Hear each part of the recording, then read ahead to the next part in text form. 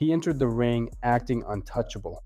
No glove touch, no respect, just confidence turned into arrogance. This was one pride. Adi Porianto, undefeated, labeled the clear favorite. Most people thought the outcome was already decided. Instead of fighting, he tried to entertain, moving strange, playing games, forgetting one simple rule: fights punish mistakes. Then Brando made him pay. A perfectly timed 360 spinning strike. No warning, no mercy. One hit. Lights out. 15 seconds into the fight, the favorite was unconscious, and the show was over. The Cuban wrestler was considered the favorite, but early in the match, everything went wrong. The score 0-6. Pressure, anger. At one moment, he snapped and struck his opponent in the head. A dirty hit, a disgrace to himself, the sport, and his flag. And standing across from him was not just another athlete, an 18-year-old Dagestani talent, Abdul Rashid Sajalev. No emotions, no words, no dirty response. He looked at him as if to say, "Now watch closely." And then he did the only thing that mattered. Calmly, cold-bloodedly, professionally, he dismantled his opponent on the mat, and that victory became the strongest answer to unsportsmanlike behavior. Look closely at this moment. At first, it looked like the Croatian fighter crossed the line, but the truth was very different. Throughout the fight, the Japanese fighter kept provoking, mocking gestures, fake fouls, constant pressure on the nerves. 3 straight wins made him feel untouchable.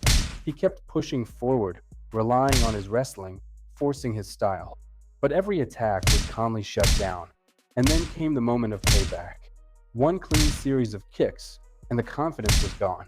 In that second, he no longer wanted to be in the ring, and the fight ended the way disrespect always does. His face was unrecognizable, but the most shocking part wasn't the damage, it was the judge's decision. A Thai fighter known as Smokin' Joe stepped into the octagon against a 20-year-old Muay Thai champion from Scotland. Young, tall, and decorated, many expected an easy fight for him. In the third round, Joe unleashed the full Muay Thai arsenal.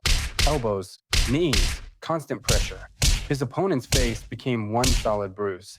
The referee stepped in, and everyone expected the fight to be stopped. But the bout was allowed to continue, and that's when Joe showed what real Muay Thai is.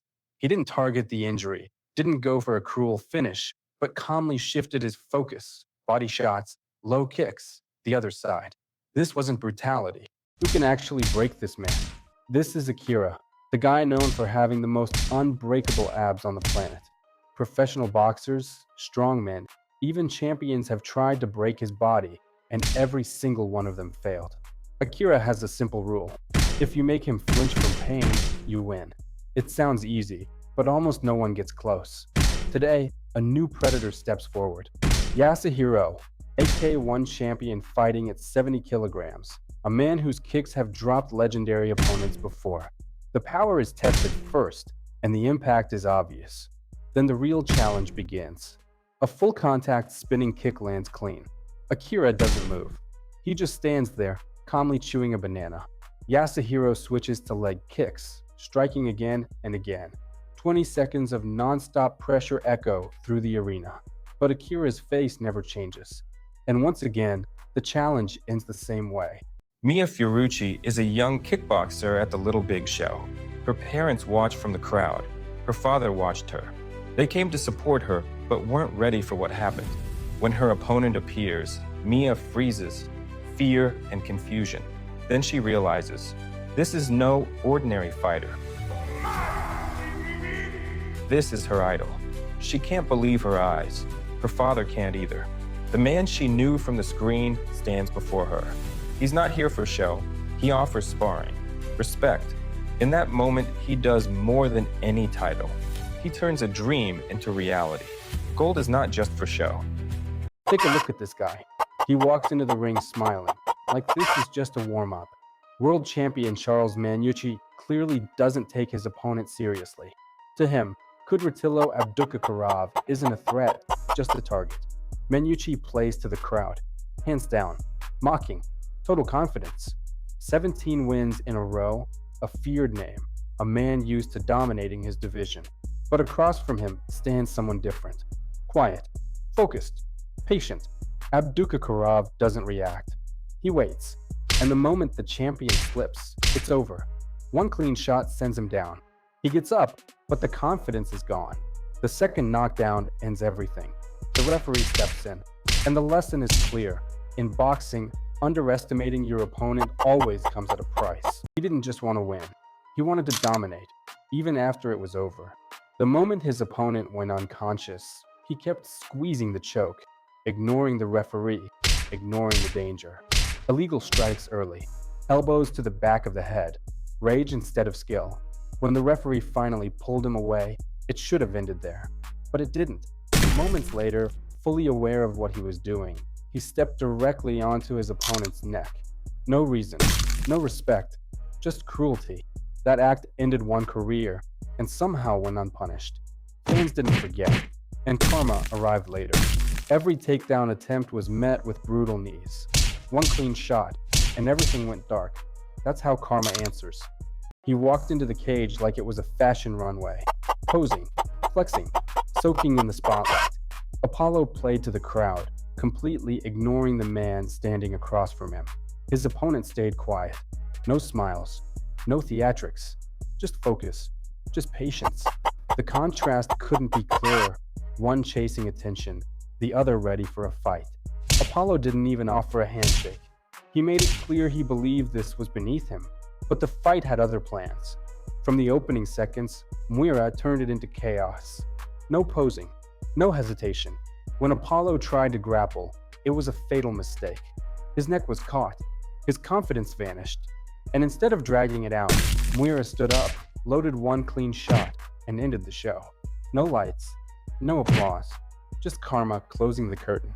The fight was already stopped. The tap was clear. He surrendered, but the choke stayed locked. Hands tight, breath fading, rage taking over. The referee rushed in, shouting, "Stop!" He was pushed away, once, then again, and then grabbed by the collar, like rules didn't apply to him. The crowd froze. Cameras caught everything. And still, he climbed the fence, screaming, celebrating a win that was already gone. Seconds later, reality hit. He dropped to his knees, begging the same referee for mercy. Too late. The commission erased the result. The victory was given to the man he tried to break. Because in the cage, karma doesn't care how strong you are, only how far you go. This scoundrel attacked his opponent in a cowardly way, behavior unworthy of a man named Donovan Ruddock. A year had passed since that despicable act, and he once again stepped into the ring against Mike Tyson. Fans waited eagerly, hoping to see Iron Mike get his revenge. But the Canadian was clever. He used his size, blocked attacks, and landed powerful upward punches to Tyson's face. Every time Tyson approached, Ruddock stopped him with a sudden burst. Tyson joked, enjoyed the fight, teased Ruddock, and even asked him to hit harder. Then, in a moment of rage, Ruddock shoved Tyson, lost control, and a knockout punch sent him crashing to the mat. The shameless boxer tried to take it lightly, smiling as if nothing happened, but Tyson wiped that smile off his face. With a series of hard, precise blows, he showed the scoundrel his true place, proving that skill and strength always beat cowardice.